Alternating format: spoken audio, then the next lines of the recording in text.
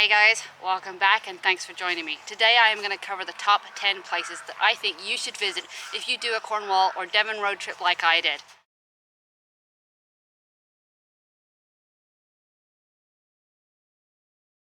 So even though this top 10 list isn't going to be in any particular order, I am going to start with the top place that everybody recommended me to go, and that is Kynance Cove and Lizard Point. Now there are a number of reasons. One, the history of Lizard Point Lighthouse and the Heritage Centre there. Two, just the vast rugged coastline that is the epitome of everything you think of when you touch the Cornwall coast. If you can get there first thing in the morning, all the better, especially if it's low tide. But both of these things combined together within such a short distance make this potentially the best place you can visit on the Cornish coast. So the second place I have on my list is Bodmin Mines. Now this is a National Trust property. It has so much history there. You can read about so much of it. And what I felt about going there was just being able to touch the lives of the men that had been there in centuries past, who had worked those places. It felt like I was stepping back and experiencing what life might have been like for them. So it's definitely a highly recommended place. It's beautiful, it's easily accessible, it's National Trust. It would be number 2 on my list. So the next one I have on my list is St. Cuthbert's Cave, St. Cuthbert's Well, and Holywell Beach.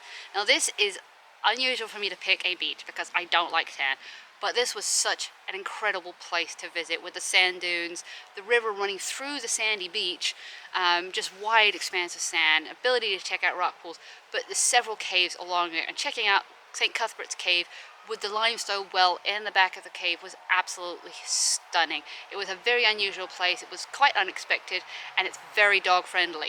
So that will be number 3 on my list. So number 4 on my list would be Roach Rock, just outside the town of Roach. And this one was a surprise to me because it wasn't one that I'd come across before, and I just happened to see it off the side of the road, flipped a U-turn, and went to find a parking place.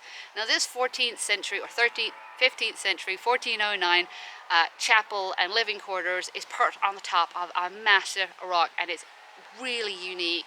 At the time of filming, it was currently open to go into, climb the ladders. Now I don't know how long that will last, and if the sign that was there was supposed to be there and say do not climb. But anyway, definitely a big recommendation to go check this out. It is beautiful, it is unique, and it is very unusual. So number 5, it goes along, and it was on the same day that I checked out Roach Rock, was St. Cohen's Church. Off the beaten path.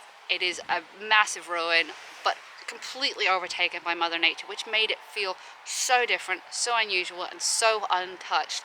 It was beautiful, it was spiritual, it just worth the time to go drive around and find St. Cohen's Church. I felt something very unusual and very incredible there, and I just feel like it is a place that everybody needs to go check out. Bear in mind it is on a private road, and it does need to be treated with respect when you go there.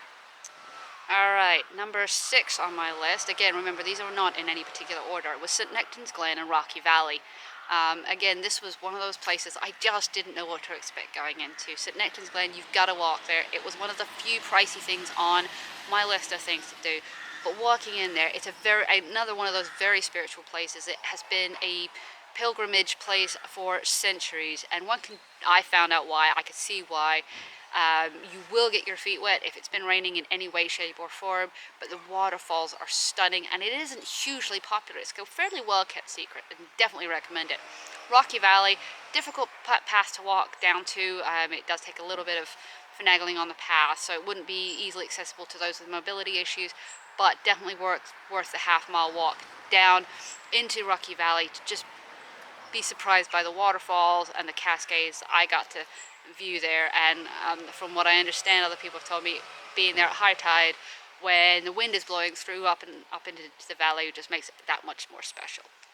So stop number 9 would be Torbar Beach. This was another place that blew me away. I know I've been there. I know I would have been there when I was a child. I didn't remember it at all. I've heard stories of people being almost washed off of rocks there, so it does require some care. However, it's a stunning beach. The reason I put this on my list is because if you have the ability to scramble and climb over the boulders and the massive jumble of rocks to the right as you walk down to the beach, you will find an entire other beach, and you will probably have it all to yourselves.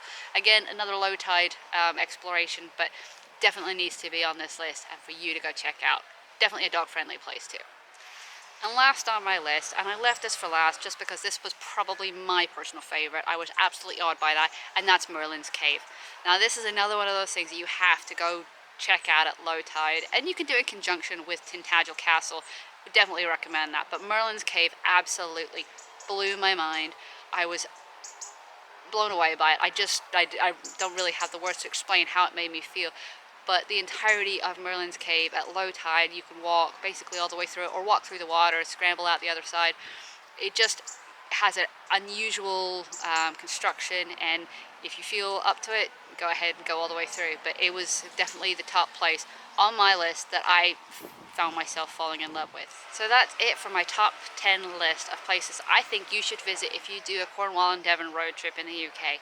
There are so many beautiful places along the Cornish and Devon coast. There are the moorlands, there are groves of trees, but I had to pick just 10 just for this video. So anyway, I hope these recommendations are something you agree with. If you think of something else that you think I should have included, or I should have included one of these, please go ahead and pop a comment down below if there's something that you think other people should be aware of. Anyway guys, thanks for watching. I really appreciate your support. We'll talk to you guys on the next video.